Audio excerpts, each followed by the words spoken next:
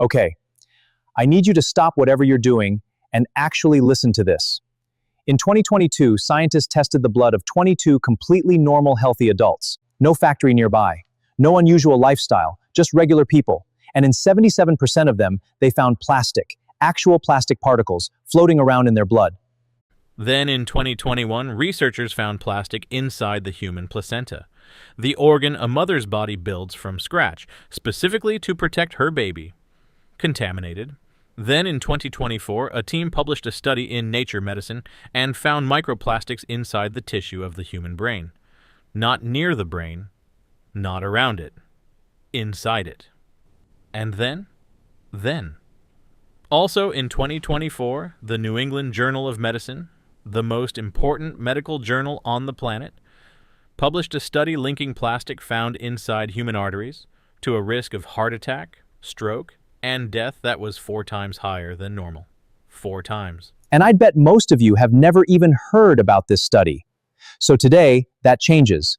We're going through all of it, where this plastic comes from, where it ends up inside you. And it is wild. Real science. No hype, no fear, just evidence.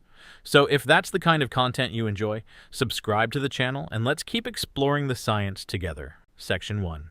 Wait, what even are microplastics? Okay, before we get into the really jaw-dropping stuff, let's make sure we're all on the same page. Microplastics are plastic particles smaller than 5 millimeters, smaller than a sesame seed. Nanoplastics are even tinier. We're talking particles so microscopic they can slip straight through cell walls like they're not even there. And they both come from the same source. Bigger plastic things slowly falling apart. Your water bottle sitting in the sun, shedding particles into your drink, your polyester hoodie going through the wash, releasing thousands of fibers with every cycle, the tires on every car on every road, grinding into invisible dust with every single kilometer driven. A 2025 review in Frontiers in Public Health described all of this. And here's the part that genuinely floored me when I read it. Scientists have now found microplastics at the summit of Mount Everest, at the bottom of the Mariana Trench, the deepest point on Earth, in Antarctic ice cores, in remote mountain lakes with no human settlements for hundreds of kilometers. There is no longer a single place on this planet that hasn't been reached by plastic particles. Not one. If this is opening your eyes already, do me a quick favor and hit the like button. It really helps more people discover evidence-based content like this. They get into us 3 main ways. We swallow them in food and water, we breathe them in from the air, and to a lesser extent, they can enter through the skin. And the biggest culprit? Drinking water. Which brings us straight to the first myth. Myth number 1. You swallow a credit card's worth of plastic every single week. Definitely seen this one. The image of a credit card between chopsticks went absolutely everywhere in 2019, and it sounds horrifying. But let me tell you what actually happened with that study, because it's a great example of how science gets mangled on the internet. The WWF commissioned a study from the University of Newcastle in Australia. Researchers pulled together data from over 50 existing studies and tried to estimate weekly plastic ingestion. Their result was a range, anywhere from 0.1 to 5 grams per week. The 5-gram number, the very top of the range, the maximum possible estimate, became the headline. The WWF themselves quietly updated their website in 2024 to admit that this was an overestimate and that the science has moved on significantly.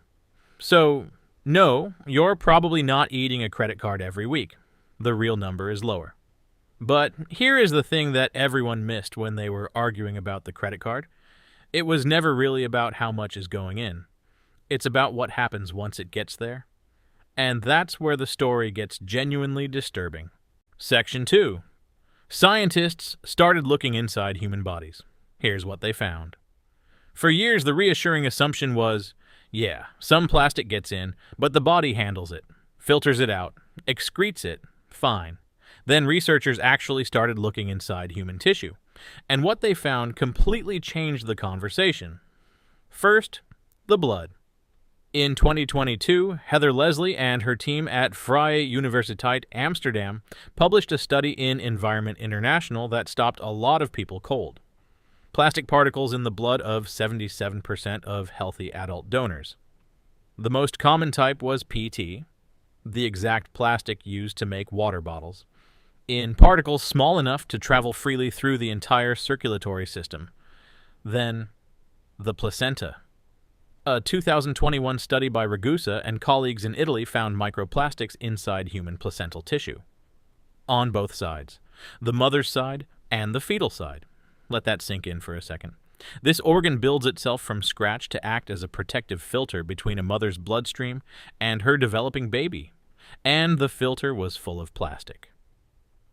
Then in 2023, Liu and colleagues found microplastics in breast milk, in infant formula, and in the very first faeces of newborn babies. We're talking about plastic exposure that begins before a person even takes their first breath. And then, the brain. A 2025 study in Nature Medicine by Campen and colleagues tested brain, kidney, and liver tissue from human donors. Plastic showed up in all three, but the concentrations in the brain were dramatically higher than in the other organs. And here's the detail I genuinely can't stop thinking about. The 2024 brain samples contained significantly more plastic than the 2016 samples.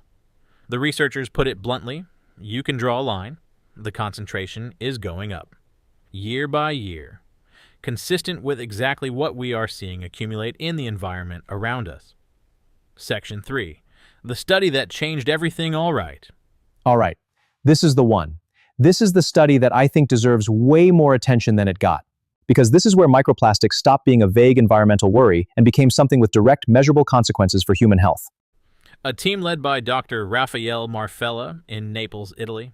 They studied 257 patients who were undergoing surgery to remove dangerous plaque buildup from their carotid arteries, the main vessels that carry blood to the brain. While the surgeons had the plaque out, the researchers analyzed it for microplastics. And then they followed the patients for nearly 3 years. In 58% of the patients, more than half, they found polyethylene inside the arterial plaque. Polyethylene, the single most common plastic on Earth. The stuff in plastic bags, food containers, bottle caps, sitting inside the walls of their arteries. And those patients also had significantly elevated levels of inflammation markers in their tissue. Their immune systems were clearly reacting to something foreign that didn't belong there. Then the 3-year follow-up data came in. The patients with plastic in their plaque had a risk of heart attack, stroke, or death from any cause that was more than 4 times higher. 4 times. The researchers controlled for every other risk factor, age, smoking, diabetes, blood pressure, cholesterol. Didn't matter. The association was still there. Myth number 2. We still don't really know if microplastics are dangerous. Okay, so this was a fair thing to say in 2022. Genuinely. But it's becoming a harder and harder position to hold. The Marfella study shows an association, not a proven cause. The researchers said so themselves, and I'm not going to pretend otherwise. A 2025 commentary in JACC Advances pointed out that this association is exactly what the biology already predicted. Plastic particles in tissue cause inflammation. We knew that from lab work. Inflammation accelerates arterial disease. We knew that too. The NEJM study was the first time those 2 dots got connected inside actual living human patients. The editorial that accompanied the paper, written by Dr. Philip Landrigan, one of the world's leading environmental health scientists, called it a wake-up call. And that phrase doesn't come cheap from someone like him. Section 4. So what can you actually do about it? Myth number 3. There's nothing you can do. Plastic is everywhere. I understand why people feel this way. I really do. But the exposure pathway research tells a different story.